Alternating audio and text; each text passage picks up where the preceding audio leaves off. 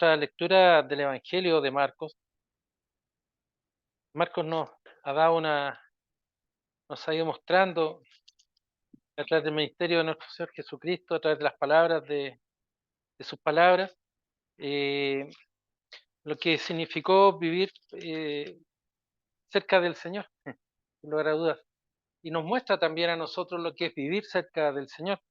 No es un relato histórico en el sentido de que algo pasado, sino que es un tiempo, hay relatos que ya ocurrieron, pero la enseñanza es una enseñanza viva. Como dice el apóstol Pablo, es una enseñanza, la palabra de Dios es viva y eficaz. Es una enseñanza que trasciende el tiempo y que cada vez que uno la va leyendo va aprendiendo cada vez más del amor del Señor, de su misericordia hacia nosotros. Esta tarde, mis amados hermanos, tendremos una lectura un tanto extensa, pero nos va a permitir contextualizar mejor lo que el Señor nos enseña en su palabra. Los invito a abrir el Evangelio de Marcos, el capítulo 9, y los invito a leer del versículo 14 al 29. Marcos, capítulo 9, versículos 14 al 29.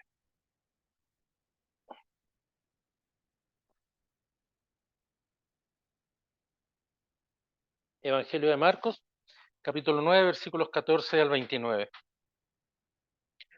Cuando llegó a donde estaban los discípulos, vio una gran multitud alrededor de ellos y escribas que disputaban con ellos. Y enseguida toda la gente viéndole se asombró y corriendo a él le saludaron. Él les preguntó, ¿qué disputáis con ellos?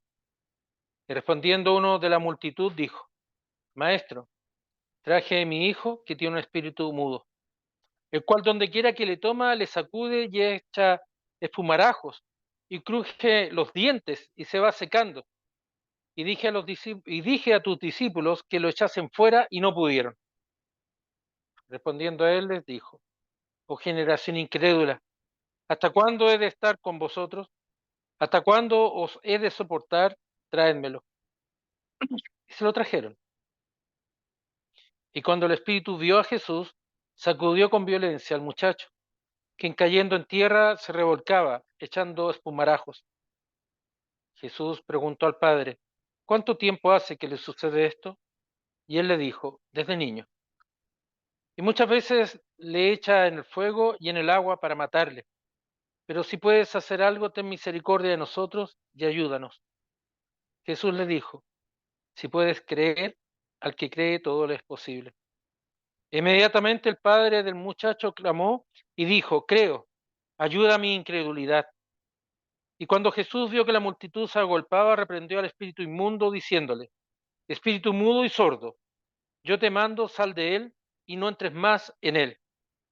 Entonces, el espíritu clamando y sacudiéndole con violencia salió, y él quedó como muerto, de modo que muchos decían, está muerto. Pero Jesús, tomándole de la mano, le enderezó y se levantó. Cuando él entró en casa, sus discípulos le preguntaron aparte, ¿por qué nosotros no pudimos echarle fuera? Él les dijo, este género con nada puede salir sino con oración y ayuno.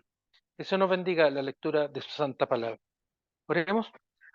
Padre bueno, ser amado, damos gracias, Señor, por este tiempo que nos permite leer su palabra.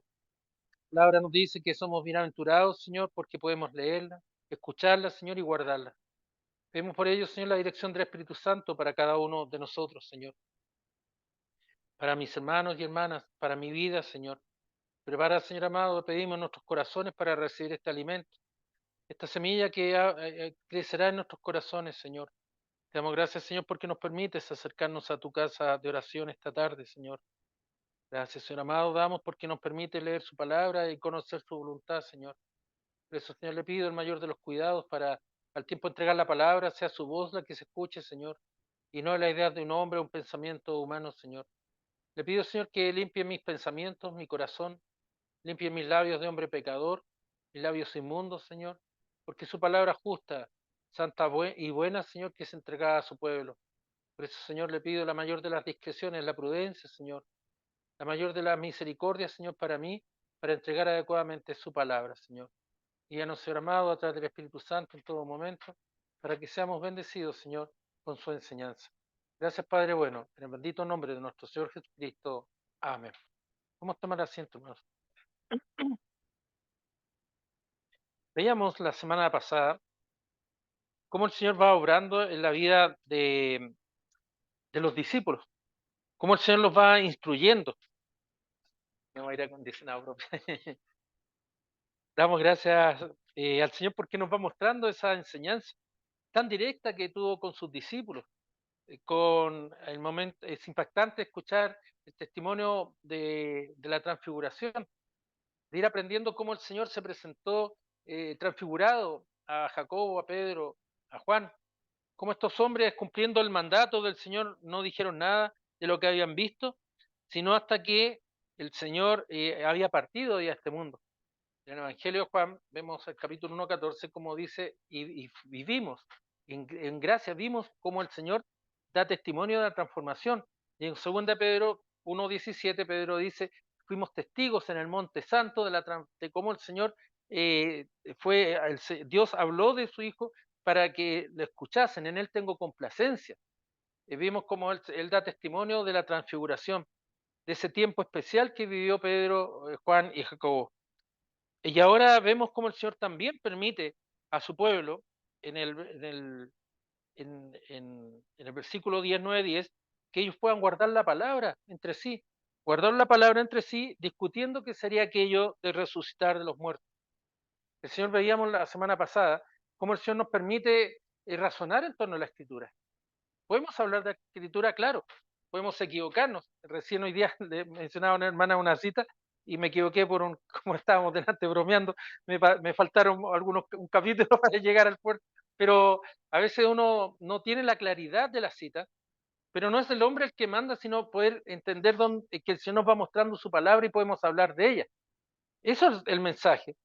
Y la palabra nos dice, o la enseñanza nos dice, que hay cosas que son más simples para algunos de comprender.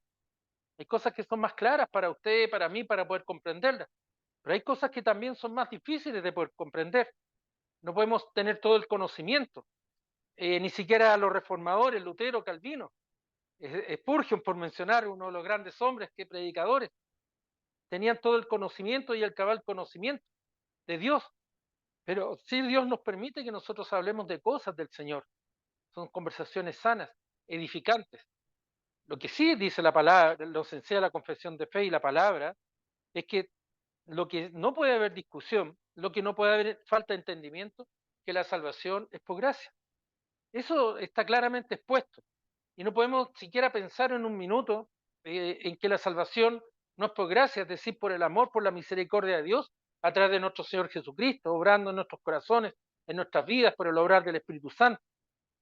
Nosotros no podemos pretender que la salvación sea por obras o por actos o por ritos, sino que es por gracia, es decir, solamente por amor de Dios a nosotros, por misericordia, quien entregó su Hijo muerto en la cruz por nuestros pecados. Él murió en la cruz y resucitó al tercer día. Y en eso nosotros somos bienaventurados, nos dice la palabra en el Evangelio de Juan, somos bienaventurados porque sin haber visto creemos.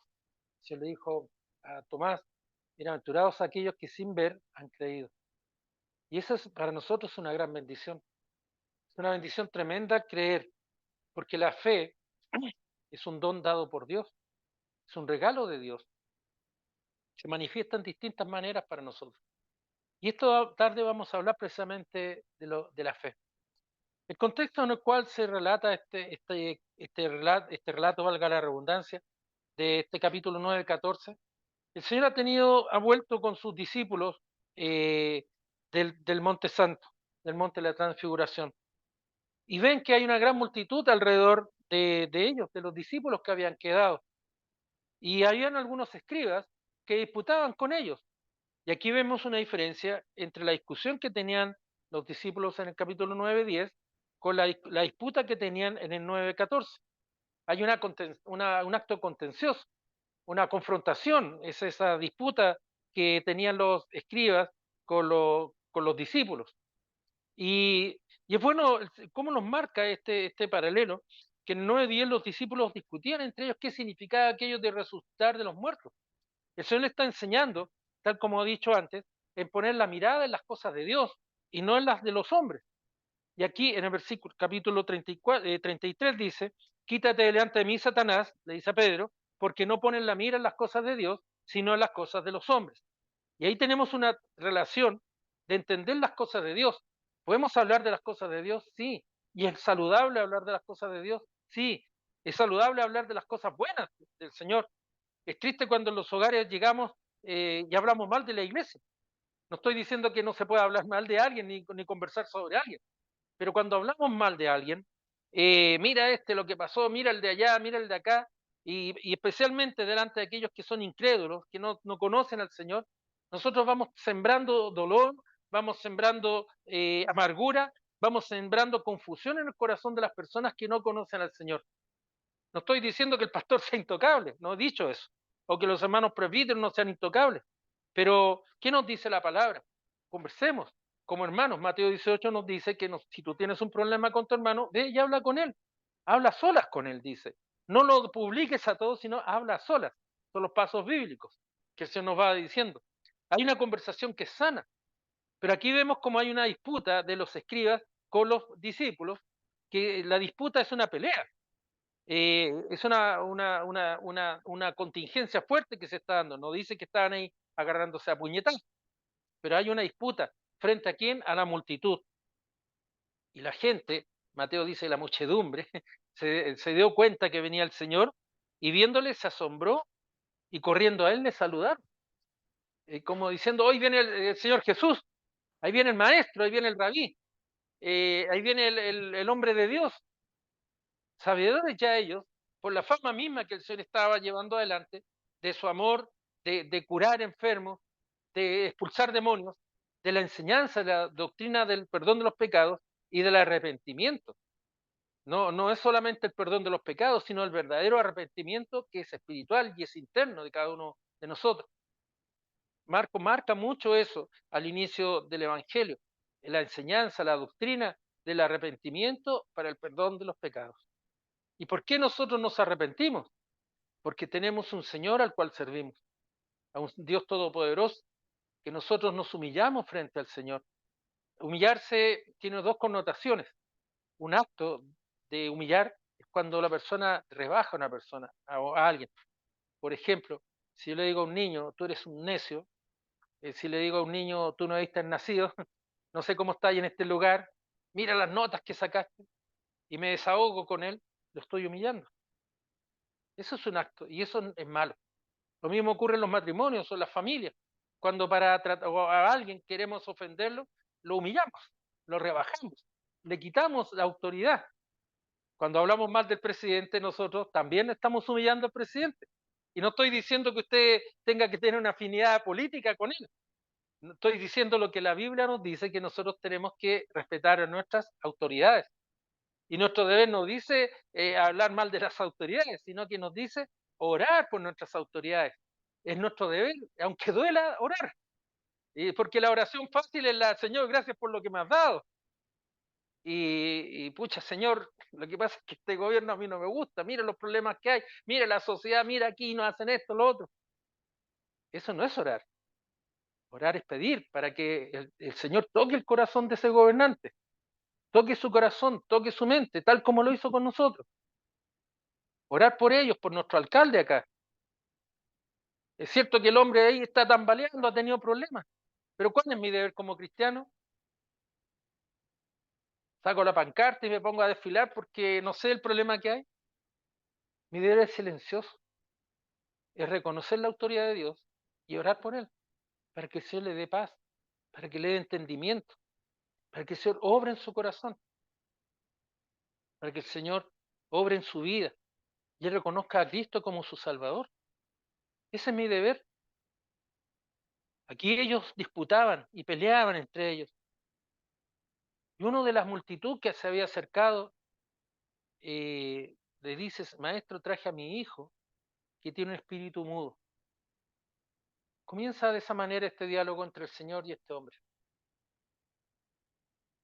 Y le explica qué es lo que hace, donde quiera que va, dice, que le toma, donde quiera que le toma, no es un momento determinado, sino en cualquier momento, en cualquier circunstancia, le sacude y echa espumarajos.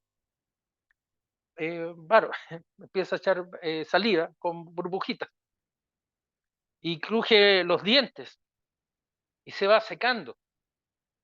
Eh, es triste eso cuando vemos a nuestros hijos enfermos. El dolor era grande de este hombre.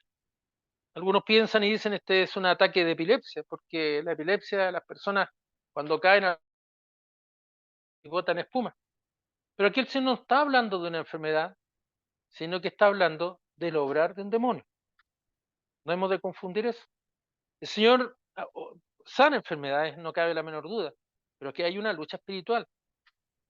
No solamente la disputa de los discípulos con los escribas, seguramente le sacaban en cara que no hayan podido sanarlo, le sacaban en cara seguramente, y podemos especular en eso, de que el maestro que ustedes tienen no les enseña adecuadamente a sanar, porque ellos veían una enfermedad física, pero el Padre veía un espíritu mudo que lo tomaba, le sacudía, echaba espumarajos, se secaba, se deshidrataba, quedaba como chupaditos, decimos nosotros, seco. Y más adelante va agregando algunos aspectos del obrar de este espíritu mudo. Y dice que lo traje a tus discípulos y ellos no pudieron sanarlo, no pudieron echarlo fuera. Y el Señor, la respuesta es extraña para nosotros en un primer momento. Es extraña porque es muy fuerte la respuesta del Señor. Oh generación incrédula, generación incrédula, ustedes son incrédulos. ¿Hasta cuándo estar con vosotros? ¿Han visto el poder de mi poder? ¿Han visto mi autoridad? Le está hablando a esta gente. ¿Hasta cuándo os he de soportar? Parecía que era una carga que estaba viviendo el Señor tener que ayudarlo. Pero eso no es el sentido, según veremos. El Señor le dice, traédmelo. El Señor aparentemente reprende a las personas como me traen un problema más. Parece una respuesta nuestra, muy nuestra. Están llenos de problemas y más encima me traen más problemas. Pero aquí el Señor no está apuntando a la carga de trabajo, no está apuntando a que tener que soportarlos a ellos. Si antes el Señor nos ha dicho de su misericordia, nos ha dicho antes en el capítulo 8:34, niéguese a sí mismo, cargue su cruz y sígame. No está diciendo que está rechazando a las multitudes y a sus discípulos, sino que el Señor está mirando al creer, a la fe de estas personas. Generación incrédula. Ese es el reproche. Ustedes quieren un milagro, quieren la salvación, quieren que este joven sea expulsado de este demonio, quieren que se sane de esta enfermedad, pero ustedes no creen. Ese es el problema del hombre. Queremos, pero no creemos. Esa es la situación que se está viviendo. Y ese es el reproche espiritual del Señor, que es el mismo reproche espiritual que le ha hecho a Pedro, cuando le ha dicho, no ponen las cosas en las cosas de Dios, sino en la de los hombres. No miras con fe, Pedro, le está diciendo el Señor, sino que miras con mirada de hombre. Y cuando ponemos la mirada en como hombres, nos vamos a confundir, porque usted y yo somos creyentes, somos hijos de Dios. La respuesta hay que buscarla entonces en la Biblia. La respuesta tenemos que aprender a escudriñar la palabra, a buscar respuestas en el mensaje del Señor, en cómo el Señor va obrando en nuestras vidas, en creer en el Señor. Porque a veces cuando estamos necesitados nos acordamos del Señor, cuando estamos viviendo momentos bonitos nos acordamos del Señor. No digo que no hay que hacerlo, pero también tenemos que tener muy presente que cuando aparentemente estamos viviendo situaciones complicadas, confusas, difíciles, dolorosas, de angustia, de cansancio, de dolor, ahí está el Señor. ¿Acaso Dios está en algunos momentos de nuestra vida? ¿Que acaso Dios no está presente en todo? Dios siempre está presente, por eso nosotros como creyentes tenemos esa fortaleza mayor que la de los hombres mismos, porque nuestra mirada tiene que ser una mirada en las cosas de Dios. Y aprender de las cosas de Dios significa aprender de su palabra, aprender a orar, según veremos más adelante. Aprendemos a aprender a ayunar, aprender de los medios de gracia, de los sacramentos, de la comunión de los hermanos, de gozarnos en la palabra y en la comunión que el Señor nos permite. La palabra nos dice que este espíritu inmundo, cuando se lo trajeron, vio a Jesús. El espíritu vio a Jesús. No es el niño, es el espíritu que ve a Jesús y que dice la palabra, sacudió con violencia al muchacho, quien cayendo en tierra se revolcaba y echaba espumarajos, saliva con burbujitas, esos son con espuma. Jesús le preguntó al padre, ¿cuánto tiempo hace que le sucede esto? Y él le dijo, desde niño. Desde pequeñito el demonio obraba en esa vida de ese pequeño. Y muchas veces le echa al fuego y al agua para matarlo. Aquí va agregando otros aspectos. No solamente echaba espuma, saliva con espuma de su boca, no solamente lo sacudía, no solamente crujía los dientes y lo iba secando, no solamente tenía la capacidad de ver a Dios, al Señor Jesús, el demonio, vio a Jesús y sacudía con violencia al muchacho hasta que este cayó, se revolcaba, y ahí el padre le dice incluso, es echado al fuego y a veces al agua, para matarle, pero no le mataba, lo hacía sufrir y sufrir y sufrir. La respuesta del padre es sorprendente. El día pasado algo lo comentaba con un hermano, pero si puedes hacer algo, si puedes hacer algo, con mucha humildad, ten misericordia de nosotros y ayúdanos. Ahí hay una mirada en Cristo. Puedes hacer algo, ten misericordia de nosotros, no solamente de él, sino de nosotros, de su familia. Posiblemente le estaba pensando en este padre y ayúdanos. No sabemos si la mamita estaba ahí en ese momento, no sabemos si ahí había algún otro familiar, pero el hecho es que este hombre ya no es él el que se presenta, que traje a mi hijo, yo y mi hijo, sino que ahora somos nosotros. Porque este espíritu inmundo no solamente lo daña a él, sino nosotros también estamos dañados, también sufrimos. Y por eso la palabra, este diálogo, nuevamente que este diálogo aumentando las palabras, dice, no, ten misericordia de nosotros y ayúdanos. Jesús le dijo, si puedes creer, al que cree todo le es posible. Inmediatamente el padre del muchacho clamó y dijo, sí, creo, ayuda a mi incredulidad, ayuda a mi incredulidad. No está diciendo eso para hacer más fuerte su incredulidad, sino para salir de su poca credibilidad. Él no conocía al Señor, él había escuchado del Señor, él se muestra abierto al Señor, está desnudo ya, ya no tiene elementos para poder defenderse como un hombre ante las cosas del Señor, sino que él mira y dice, Señor, ayúdame, ayúdanos. De esta manera hay un reconocimiento a la autoridad de Dios, hay un reconocimiento a la autoridad del Señor Jesucristo. Hay un entendimiento claro que el Señor es el que va a poder sanar a ese joven, ya joven, con ese espíritu mudo que lo atacaba. Es sorprendente ver y comparar este pasaje. Si puedes creer al que cree, todo le es posible, con el versículo 19, generación de incrédulos. Generación incrédula. Somos muchas veces incrédulos y nos cuesta salir de nuestra incredulidad. Estamos sujetos a nuestras circunstancias, nos sujetamos a nuestros prejuicios, nos sujetamos a nuestra historia, nos sujetamos a nuestro entendimiento de las cosas. Pero aquí el Señor avanza y está hablando a nuestro corazón, está hablando a tu corazón, amado hermano, está hablando a tu corazón, mi amada hermana, está hablándonos, diciéndonos si puedes creer, al que cree todo le es posible. El Señor va a orar. Hay un pasaje que nos dice el grano de mostaza.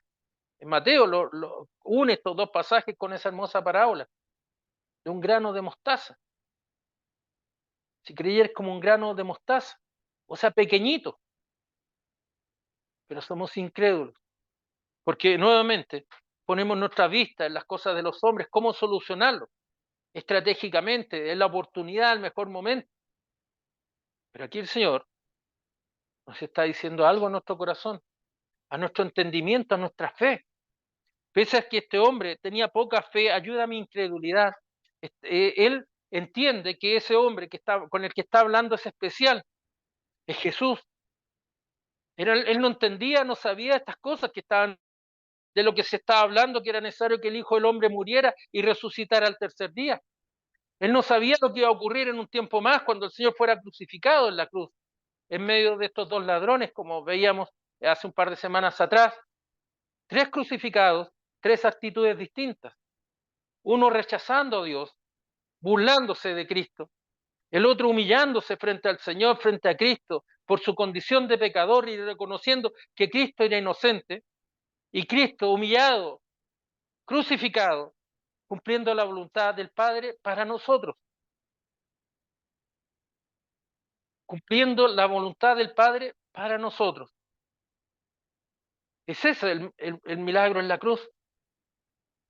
A veces colocamos nosotros nuestra visión sesgada, hemos dicho muchas veces, para poder entenderlas, compartimentamos, pero muchas veces nos ocurre que somos tan incrédulos, tan pequeños en nuestro entendimiento, que aquí el Señor premia a aquel que pide ayuda en su incredulidad, pide ayuda en su debilidad, pide ayuda en su necesidad, pide ayuda en su dolor, pide ayuda en su angustia.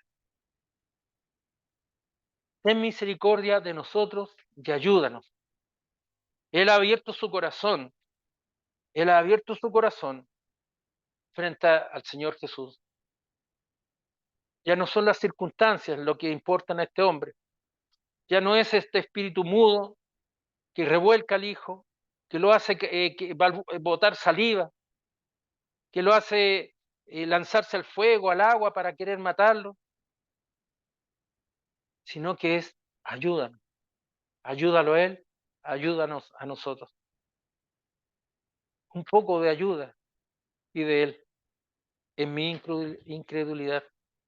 Ayuda a mi incredulidad. Quiero saber de ti, Señor. Quiero creer. La muchedumbre se agolpa. Reprende el Señor al espíritu inmundo y le dice espíritu mudo y sordo. Agrega ahí un aspecto, Marcos. Ya no era un espíritu mudo, sino mudo y sordo. Yo te mando, yo te mando. Sal de él y no entres más en él. Es una palabra con autoridad. Yo la digo en voz muy baja, pero me imagino el momento. Espíritu mudo y sordo, yo te mando, sal de él y no entres más en él. Es autoridad. Es la autoridad de Jesús reprendiendo a ese espíritu mudo y sordo. El Señor agrega una tercera característica. Pareciera que las cosas van como aumentando en los problemas. El Padre presenta un espíritu mudo, simplemente esto es lo que partieron hablando, que le hace, que lo toma, que le hace lanzar espumarajos, cruje los dientes y se va secando. Después agrega que este espíritu inmundo, este espíritu que sacude a este espíritu mudo, que sacude al joven, dice que lo revuelca. Agrega que lo tiene durante mucho tiempo. Es un joven ahora y ahora cuando era niño, desde niño podemos pensar que era un joven. No podemos definir la edad, no la dice. Pero era más que un niño, porque el padre dice y declara que era un niño. ¿Desde cuándo? Desde niño. Había permanecido mucho tiempo en dolor y en sufrimiento de esa familia. Y luego agrega que lo echan al fuego y al agua a este joven. Pero ahora el Señor agrega que este espíritu no era solamente mudo, sino que era sordo. No escuchaba, no oía. Y el Señor es el que manda. Es el Señor el que tiene la autoridad de decir sal de él y no vuelvas más a él. Es la autoridad de Cristo, es la autoridad de Dios hablando al corazón de ese joven, para misericordia de ese padre y de su familia, para misericordia de él, para sorpresa de los muchos que estaban ese día, para enseñanza nuestra también, mis amados hermanos. ¿Cuántas veces nosotros ponemos la mirada en la sacudida? ¿Cuántas veces ponemos la mirada en la boca que va saliendo espuma? ¿Cuántas veces vamos colocando la mirada en los problemas y en las dificultades para hasta casi morir? Y nos quejamos y sufrimos y buscamos soluciones en nosotros mismos. Pero ahora el Señor en la palabra nos dice y nos mira, ¿qué es lo que quieren? Cree un poco, cree un poco, dice el Señor, al que cree todo lo es posible. Y la respuesta del Padre es, Señor, ten misericordia de nosotros, ayuda a mi incredulidad, sácame de mi incredulidad. Y es eso nuestro problema, mis amados hermanos. Ese es nuestro problema como pueblo, como iglesia, como creyentes, porque somos incrédulos. Podemos estar honrando al Señor, pero en el momento de la prueba, frenamos y ponemos los ojos en las cosas del hombre, ponemos los ojos en nuestras propias necesidades, en nuestras propias circunstancias, en nosotros mismos, y no somos capaces de mirar al Señor y decir, Señor, gracias porque estoy viviendo esta prueba. Gracias, Señor, porque puedo servir de bendición para otros. Segunda Corintios, capítulo 1, versículo 6 y siguiente nos dice, bienaventurados si padecéis, si hoy día tenemos padecimientos, porque nosotros seremos bendición para otros que vengan después. Estoy parafraseando lo que dice ahí. Usted es bendición para otro que va a sufrir quizás cosas peores que la suya, pero usted, el Señor, lo ha capacitado para llevar el Evangelio y la misericordia y la palabra para aquel que viene. Hermanos, cuando el Señor reprende a este espíritu mudo y sordo, el espíritu clamando, parece que habló el espíritu, ahora habló clamando, dice, y sacudiéndole con violencia salió, clamando, o sea, gritando, con sonidos indecibles, salió del joven y él quedó como muerto, de modo que todos decían, está muerto. Nuevamente la misericordia del Señor frente a los hombres, tomándole de la mano, le enderezó y se levantó. Esta misma situación, o muy parecida, la vimos. ¿Saben cuándo? Unos días atrás, cuando el Señor le dice a la hija de Jairo, Talita Kumi, tomando la mano de la niña, le dijo, Talita Kumi, que traducida es, niña, a ti te digo, levántate. Es lo mismo. ¿Nunca has sentido la mano del Señor levantándole? ¿Nunca has sentido cómo la mano del Señor te levanta? Hermano, el Señor lo hace siempre. Mira al Señor y pide al Señor ayuda en su incredulidad. El Señor todo lo puede, dice acá.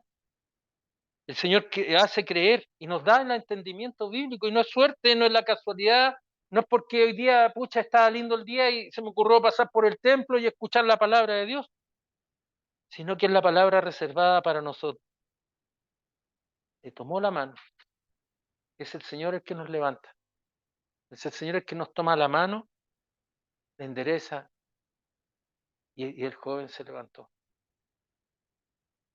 Qué hermoso saber que el Señor nos extiende la mano. Ni usted ni yo estaríamos en este lugar si el Señor no hubiera extendido su mano y nos hubiera levantado. Hermanos amados, para concluir este hermoso relato, dice que cuando él entró a la casa, los discípulos le preguntaron aparte, quizás un poco avergonzados, no lo sabemos, o en su ignorancia. Cuando usamos la palabra ignorancia, perdón, paréntesis, no estoy diciendo una ofensa. Ser ignorante significa no saber algo. Salir de la ignorancia es bendición. Y debemos de gozarnos en ser ignorantes, porque el Señor nos va enseñando. No se sienta nunca ofendido si alguien le dice ignorante. Nosotros lo usamos mal la palabra, porque no, pero salir de la ignorancia no es algo que nos rebaje, sino que es algo que nos enaltece como creyentes, porque día a día aprendo más de la palabra en el caso nuestro. No se trata tampoco de tratar a las personas de ignorantes, no estoy diciendo eso, pero en las cosas del Señor, como estos discípulos le preguntan, ¿por qué nosotros no pudimos echarle fuera? ¿Por qué nosotros?